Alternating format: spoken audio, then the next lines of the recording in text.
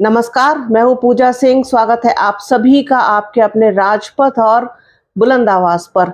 दोस्तों, कल 25 मई है और कल छठे चरण का चुनाव होने जा रहा है। कल छठे चरण के लिए जनता वोट करेगी। जनता किसको वोट करेगी, किसके साथ जाएगी, अभी तक के जो 5 चरण हुए हैं उसमें बहुत ही अजीब तरीके का और चौंकाने वाले सर्वे सामने आए हैं कि जनता का जो मूड है, जो रुख है, वो बहुत ही बदला हुआ सा दिखाई दिया है, क्योंकि ये बात साफ हो चुकी है कि इस बार किसी की कोई लहर नहीं थी, किसी का कोई चेहरा नहीं था। जनता ने चुनाव लड़ा है। ये चुनाव जनता का है, ये पूरी तरीके से कहा जा सकता है। इसमें कोई गुरेज नहीं, कोई परहेज नहीं। तो कल क्या करने जा रही है, किन सीटों के लिए वोटिंग होगी और कैसा क्या रहने वाला है, कौन कहां पर किस तरीके से लड़ रहा है, कितना मजबूत है, कौन कौन सी वो सीट है, इन तमाम बातों पर चर्चा करेंगे। तो शुरू करते हैं आज का वीडियो इस चीज के साथ कि कल क्या होने जा रहा है। 25 मई को छठे चरण की वोटिंग होगी। इस फेज में उत्तर प्रदेश में 14 सीटों पर वोट डाले जाएंगे। इस चरण में 162 उम्मीदवारों की किस्मत ईवीएम में बंद होगी। इस चरण में सुल्तानपुर, प्रतापगढ़, इलाहाबाद, फूलपुर, अंबेडकर नगर, श्रावस्ती, डुमरियागंज, बस्ती, संत कबीर नगर, लालगंज, जौनपुर, मछली शहर, भदोही और आजमगढ़ में वोटिंग होगी। छठे फेज में बीजेपी के कई दिग्गज लीडर, जिनमें मेनका गांधी के अलावा जगदम्बिका पाल और दिनेश लाल यादव निरहुआ, कृपा शंकर सिंह की प्रतिष्ठा दांव पर लगी है। आइए आपको बताते हैं कि किस सीट पर किसके बीच में मुकाबला है। सबसे पहले शुरुआत करेंगे डुमरियागंज लोकसभा सीट से। डुमरियागंज लोकसभा सीट पर एनडीए और इंडिया गठबंधन के बीच मुकाबला है। बीजेपी की तरफ से जगदम्बिका पाल को एक बार फिर से चुनावी मैदान में उतारा गया है। जगदम्बिका पाल पिछले 15 साल से इस सीट पर सांसद हैं। जी हाँ, बीजेपी की मजबूत सीट है। जबकि समाजवादी पार्टी से भीष्म शंकर उर्फ कुशल तिवारी को उम्मीदवार बनाया। कुशल तिवारी बाहुबली हरिशंकर तिवारी के बेटे और संत कबीर नगर से 2 बार सांसद रहे।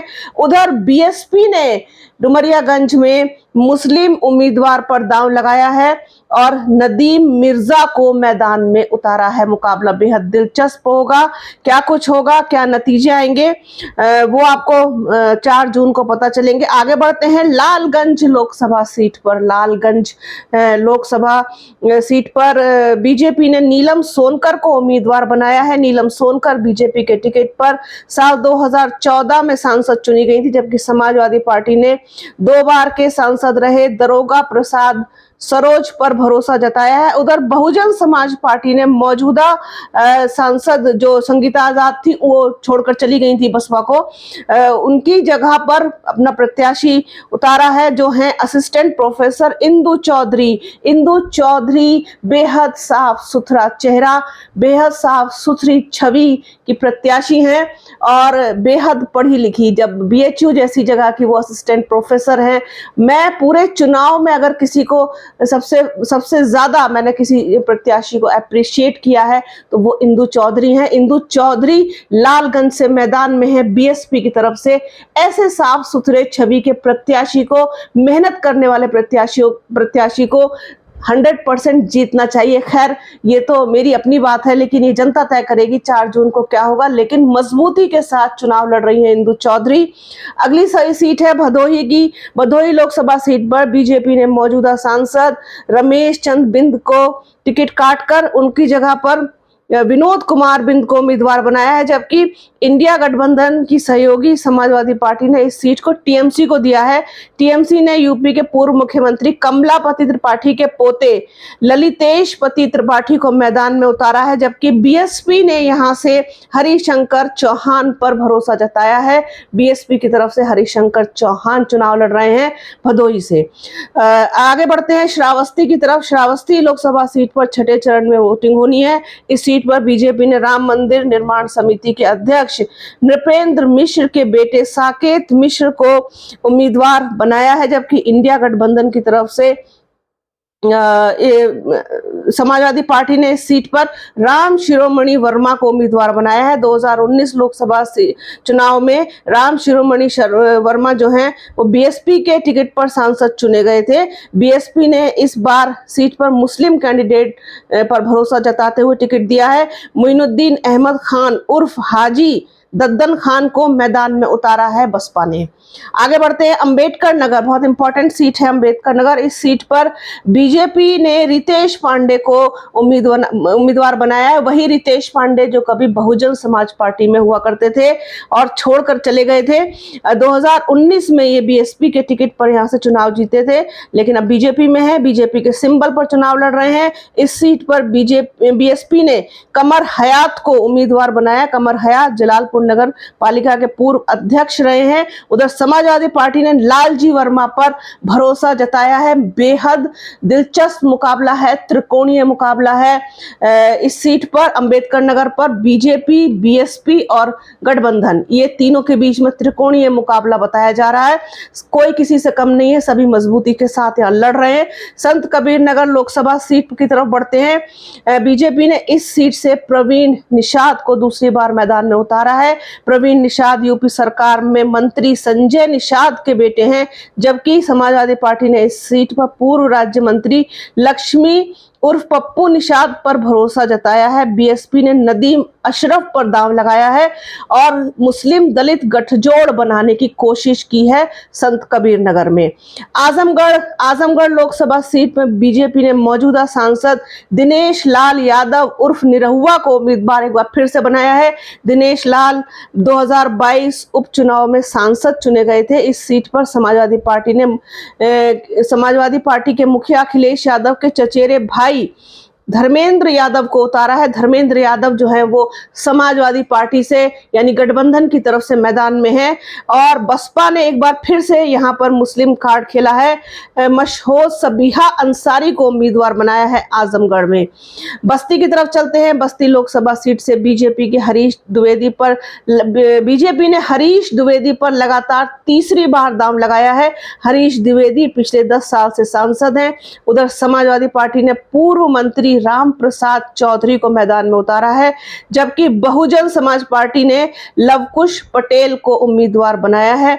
लवकुश पटेल भी काफी मजबूती के साथ चुनाव लड़ रहे हैं। मुकाबला बेहद दिलचस्प है। मछली शहर की तरफ बढ़ते हैं। इस सीट से बीजेपी ने मौजूदा सांसद बीपी सरोज को उम्मीदवार बनाया है। बीपी सरोज के पास जीत की हैट्रिक लगाने का मौका है। सरोज पिछले 10 साल से सांसद हैं। साल 2019 आम चुनाव में सरोज को सिर्फ 181 वोटों से जीत मिली थी। समाजवादी पार्टी ने 3 बार सांसद रहे तूफानी सरोज की 26 साल की बेटी प्रिया सरोज पर भरोसा जताया है। बहुत यंग कैंडिडेट गठबंधन ने दिया है। बीएसपी ने पूर्व आईएएस कृपा शंकर सरोज को मैदान में उतारा है। बड़ा दिलचस्प मुकाबला है। तीनों सरोज हैं, तीनों सरोज मिलकर के यहाँ पर क्या खेल करेंगे, कौन किसके साथ जाएगा, जनता किसको चुनेगी, ये देखना बहुत दिलचस्प होगा। सुल्तानपुर बहुत हॉट सीट है।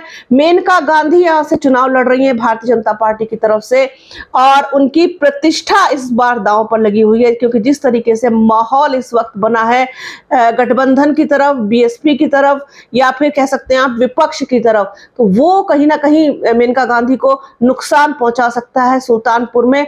और फिर पूर्वांचल के ये दोनों चरण है, बल्कि 5वां भी, छठा, 7वां, बल्कि छठे और 7वें को ज्यादा कहेंगे। पूर्वांचल में जिस तरीके से बाहुबलियों का जोर चलता है वही चीज यहाँ पर देखने को मिल रही है। क्या कुछ हो सकता है सुल्तानपुर में। यूपी की इस हॉट सीट पर बीजेपी ने पूर्व मंत्री और मौजूदा सांसद मेनका गांधी को मैदान में उतारा है। इंडिया गठबंधन की तरफ से समाजवादी पार्टी ने पूर्व मंत्री राम भुआल निषाद पर दांव लगाया है, जबकि बहुजन समाज पार्टी ने उदराज वर्मा को उम्मीदवार बनाया है। बीएसपी उम्मीदवार स्थानीय उम्मीदवार हैं, जबकि बीजेपी के और समाजवादी के उम्मीदवार बाहरी हैं। इस चीज का फायदा यहाँ पर बीएसपी को हो सकता है। फूलपुर की तरफ बढ़ते हैं। फूलपुर लोकसभा सीट पर उत्तर प्रदेश की यहाँ पर मौजूदा जो बीजेपी के सांसद है केसरी देवी पटेल का टिकट काटकर उनकी जगह पर विधायक प्रवीण पटेल पर भरोसा किया है। समाजवादी पार्टी ने अमरनाथ मौर्य पर दांव लगाया है। अमरनाथ मौर्य बीएसपी से विधानसभा चुनाव लड़ चुके हैं, जबकि बीएसपी ने जगन्नाथ पाल को उम्मीदवार बनाया है फूलपुर से। प्रतापगढ़ लोकसभा सीट की तरफ चलते हैं। इस सीट को बहुत इंपॉर्टेंट माना जाता है क्योंकि यहाँ पर रघुराज प्रताप सिंह उर्फ राजा भैया का जोर रहता है, उनका इलाका है। देखते हैं क्या होता है, बड़ा जो भी होगा बड़ा इंटरेस्टिंग होगा। इस सीट पर एनडीए की तरफ से बीजेपी ने मौजूदा सांसद संगम लाल गुप्ता पर भरोसा जताया है, जबकि इंडिया गठबंधन की तरफ से एसपी सिंह पटेल को मैदान में उतारा गया है।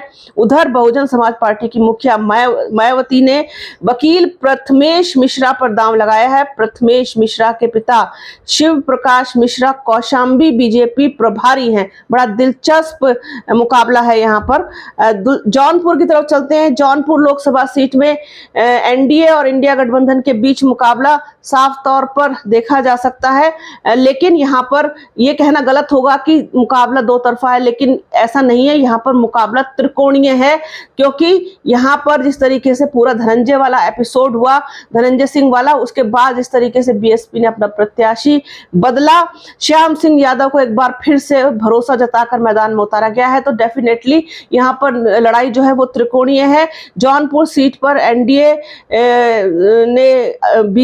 एनडीए की तरफ से बीजेपी ने पूर्व मंत्री कृपा शंकर सिंह को उम्मीदवार बनाया है, जबकि समाजवादी पार्टी ने पूर्व मंत्री बाबू सिंह कुशवाहा को मैदान में उतारा है। बाबू सिंह ने जन अधिकार पार्टी बनाई थी। इस सीट पर बीएसपी ने बड़ा खेल किया। बीएसपी ने पहले जिस तरीके से धनंजय सिंह और उनकी पत्नी जो श्रीकला है वो मुकर गए चुनाव लड़ने से, लेकिन बड़ा खेल ये खेला कि मौजूदा सांसद जो वहां से थे श्याम सिंह यादव, उन्हीं को उम्मीदवार बना दिया है और ये मुकाबला बेहद दिलचस्प हो गया है। जौनपुर की लड़ाई देखने लायक होगी।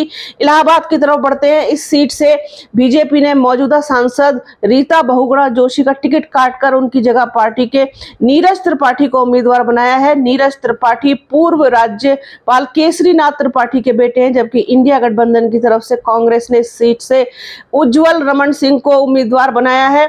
उज्जवल रमन सिंह मशहूर समाजवादी लीडर रेवती रमन सिंह के पुत्र हैं। उधर बीएसपी ने रमेश पटेल पर दांव लगाया है। तो ये थी 14 वो सीटें जिनके लिए कल मुकाबला होगा।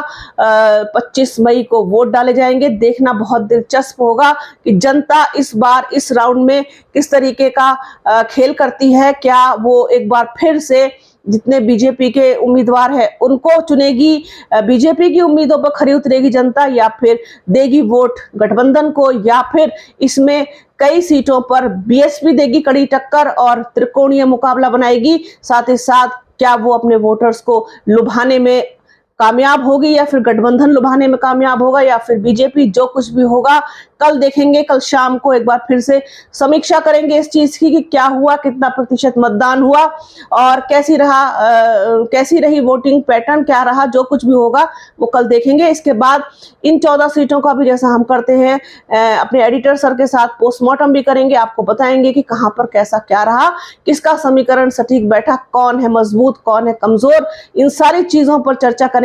लेकिन उसके लिए हमें कल शाम तक इंतजार करना होगा।